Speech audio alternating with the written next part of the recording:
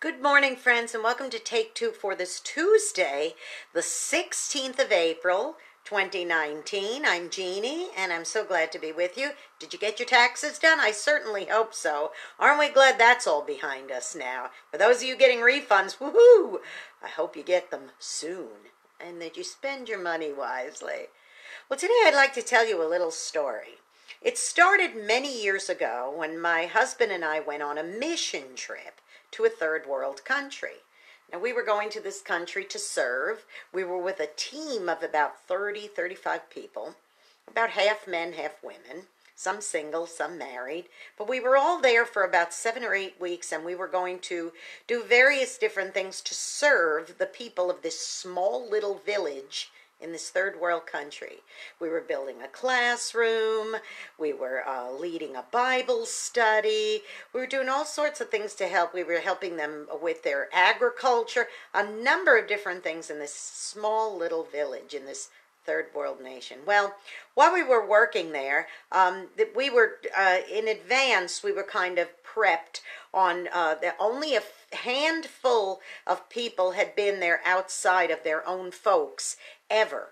So we were like the second team to go in, and so they really didn't quite know about us and our culture, but we were sort of prepped so that we would know in advance that we could do things that wouldn't offend them and so on and so forth.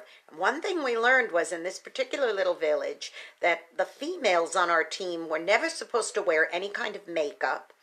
And we were also always needing to wear dresses that went, fairly long, because any woman, any female who wore trousers or shorts and makeup, the only women that they were acquainted with in this village that dressed like that and adorned themselves that way were prostitutes. So the last thing that we wanted to do was to go in and be offensive in any way, particularly if we were there to serve. We wanted to honor them and their culture and be accepted, but on the other hand, we didn't want to do anything that would be compromising to us and our faith and our culture, so we didn't, worship idols and rocks the way this group did, the way this community did, but we did want to honor them in those sorts of things. So for the next 2 months, whatever it was, we gals did not wear any makeup, and we made sure that we wore these, kind of long skirts. A lot of times we wore leggings underneath them and that kind of thing, because we were out digging ditches and building buildings in dresses, if you could imagine that. But again, we wanted to be, we wanted to be understanding about their culture and sensitive to that. Well, one day we were out there and we were working. It was hot, it was sweaty, it was a tropical type of temperatures outside. It was buggy, it was crazy, and we were out there working, and we had taken a break, I think maybe to have a cool drink or something, and we were gathered in a group, and a group of us gals were sitting like on a bench together, and we were just sitting there with our long skirts on, and I had my ankles crossed. I didn't cross my legs, I was crossing my ankles. Just like that. And one of the men from the village came over and was talking and pointing to me and talking to our translator.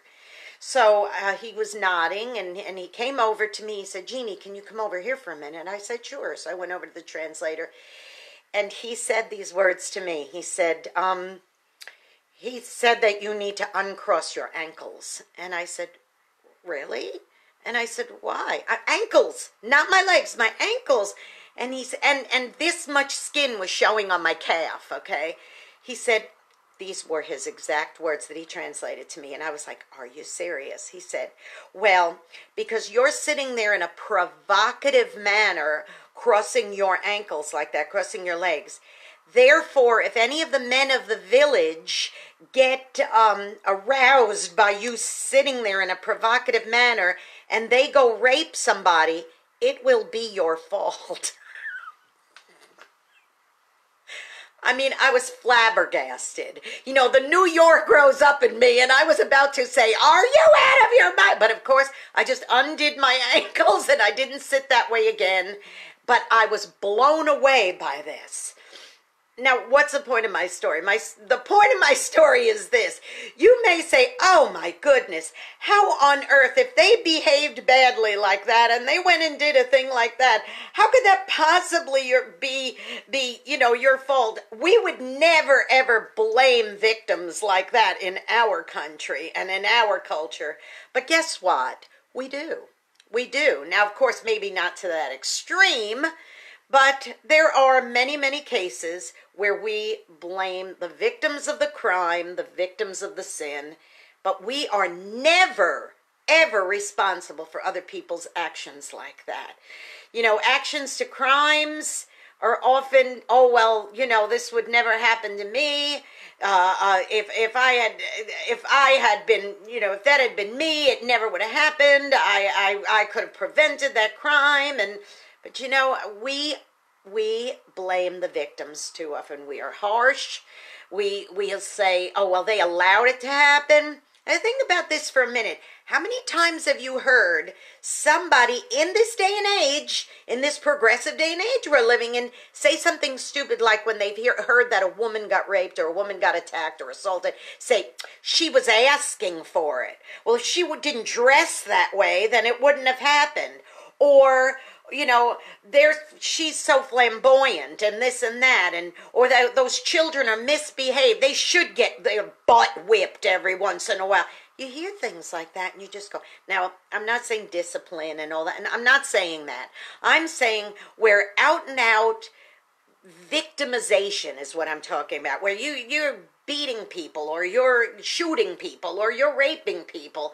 You know, even children in this day and age are taught to victim blame. And I've heard it. I've heard children on the, you know, out on the playground, and you hear them and they say, well, you made me do that to you, or you made me hit you, or you know, that kind of thing. And even however young you are, people do blame the victim. Now, I'm going to give you a simple little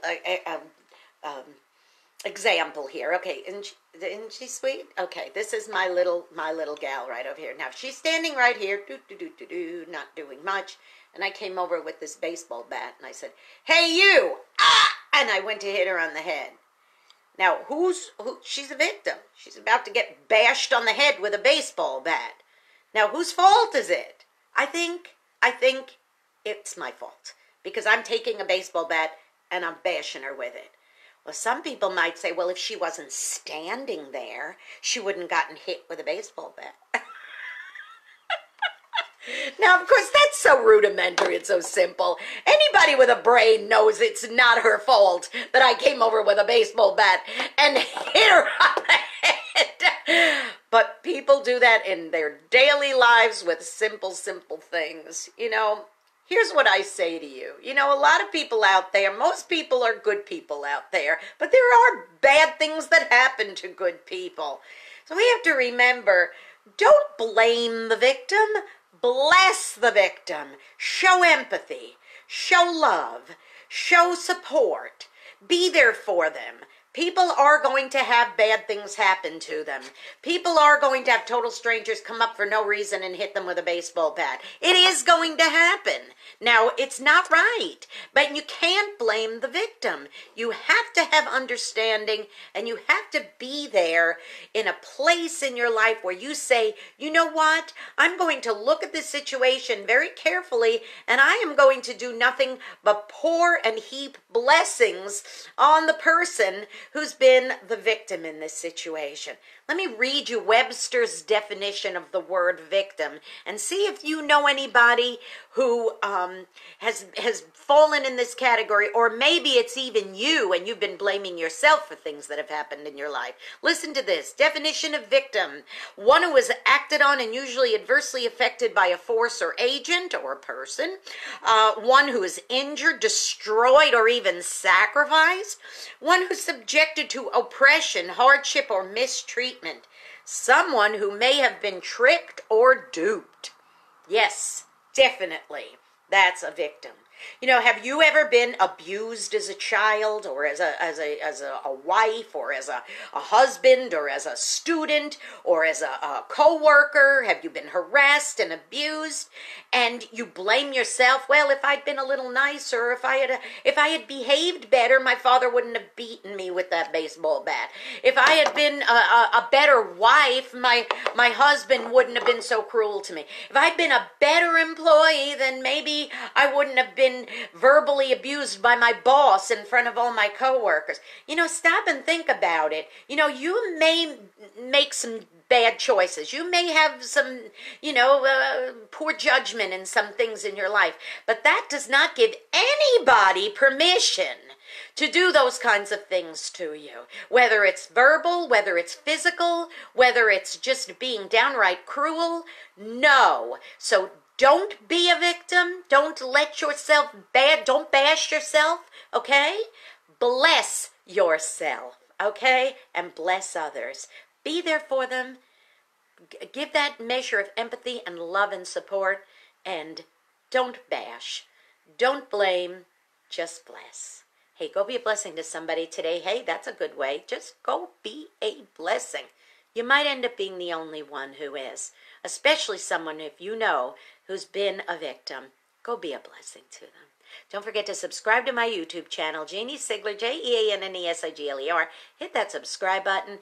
And, of course, for great music, great everything. And today, there's a lunch break at 11 o'clock Central. Well, lunch break with Big Tom and Jeanne on WRMZ.org. Click that listen button. Okay, everybody. I love you all so much. I hope this really, really touched your heart, because I know, as someone who was a victim, the blessings always went so much further than the blame. I'll see you tomorrow. Bye-bye.